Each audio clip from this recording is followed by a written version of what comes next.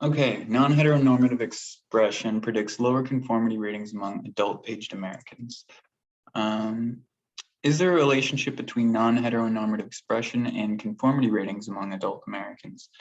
I think understanding if non-traditional identity-specific rejection of normative pressures generalizes to broader social situations can hopefully better help us understand how social dissonance in some settings might support individuals develop skills related to resilience and other attributes of better coping, or more successful coping. Contributing research, I had to really reach.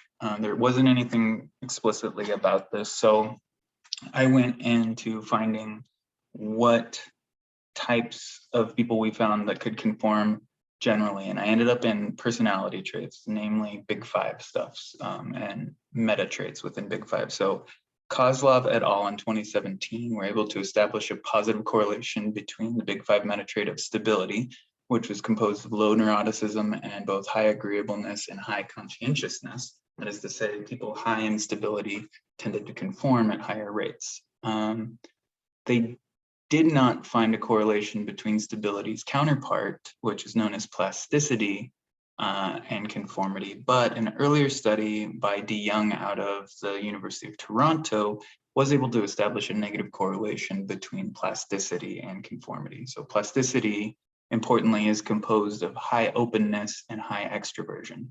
So the last part of this little puzzle for myself was Allen and Robson in 2020, and they established a positive correlation between the Big Five trait of openness and self-identified homosexual status.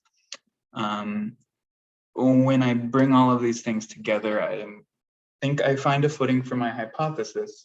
We can go ahead and start to ask the question, when we look at how openness is associated with self-identified homosexual status, how openness is a primary component of the meta trait plasticity, and how plasticity has been negatively correlated with conformity. I think we get to my question, my hypothesis, which is, I propose that non-heteronormative expressing individuals' conformity rates will be lower than heteronormative expressing individuals' conformity rates. Participants, I want to do a purposive sample combined with some quota sampling that might be really convoluted. But I want to get about 200 participants in the adult age range that are Americans. And I want to control to exclude psychology graduates or psychology students explicitly. And I do want this to be reflective of America and Americans specifically. So I kind of want to do the quota portion here with some proportional representation among ethnicities and economic status. Materials. So to measure and identify these things that we're talking about, specifically gender identity and sexual orientation, I found a very nice survey made by Harder Co. Community Research, and it's called the Gender Identity and Sexual Orientation Survey. It provides very clean-cut, quick, nominal information that's self-selecting for individuals. For outness, I had more trouble finding something specific. There are a few tools out there. The Nebraska Outness Survey was very long, but it also didn't include anyone in any transgender selecting category. So it wouldn't really work, but I came up with 2 questions that I think will help define outness for the purpose of this study. Outness is expression. Here, I need to actually write outness as expression, but they read, do you feel that your outward expression reflects your internal gender identity? And do you feel that your outward expression reflects your internal sexual orientation? The key to this is that disaffirming answers to these questions will be null for heteronormative self-selecting participants. However, non-heteronormative self-selecting participants will be moved to the heteronormative conforming pool by answering no to either question, which means they're not openly expressing their internal identity that is non-heteronormative. So labels them into the conforming pool. To measure conformity, I want to borrow from Kozlov et al. They used humor, particularly social laughter, to elicit conformity. And we'll do this, it'll be observation-based. And we'll just do some nominal scoring of either conforming or non-conforming based on observations. The procedure, So people will complete both assessments prior to any trials. We'll do a control trial where participants watch unfunny stuff, and then they're rated by observers. And then the experimental group will have 7 Confederates in a small size theater with 1 participant and 1 observer. Deliberately unhumorous prepared script for a 6-minute stand-up routine will be performed by a Confederate, while the audience of Confederates coordinates to laugh at the 3rd, 5th, 7th, 8th, and 9th joke, increasing the frequency and pressure to conform as the routine develops. Nominal data from both surveys will be sorted to define our experimental groups, or our levels of our quasi-independent variable. Those will be heteronormative conforming and non-heteronormative non-conforming. Each participant's conformity rating will be measured nominally as either conforming, the participant engaged in at least 1 laughing event during the Confederate trial, or non-conforming, the participant refrained from laughing for the entire Confederate trial.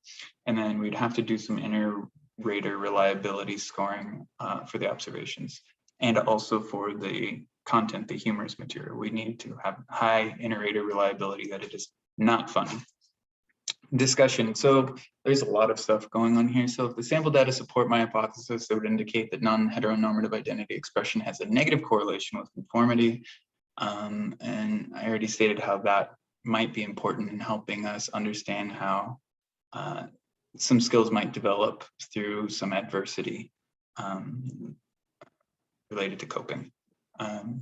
Sample data did not support my hypothesis. It would make sense to explore other contemporary conformity models. There's really interesting stuff going on with moral reasoning dissonance.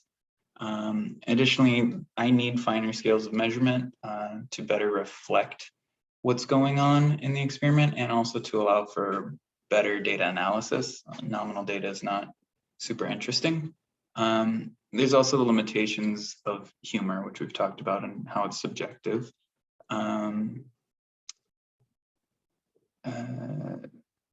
It does reduce the internal validity, but I think that's an expected trade-off for the increased external generalization that this model provides. It's a highly contextual way of eliciting conformity. Additionally,